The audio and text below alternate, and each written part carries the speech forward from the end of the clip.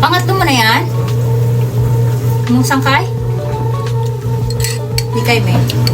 Nanay ka na. Aba? Aba, gusto mo? Ba, nagustuhan ng bata, oh. Kahit tumatasik-tasik. Yabay. Challenger natin to si ate. Yan, guys, naubos ni ate Akari. Pangalawang baso niya yan. At ayan pa, oh. Ganyan yung itsura ng isda na yan, oh. Pinong-pino siya. Clear. Pero, ang cute niya. Ayan. Kung pwede nga lang siya ipit, eh. Kaso kasi, salted water siya. Mahirap mag-ano nito, mag-pet ng ganito, guys.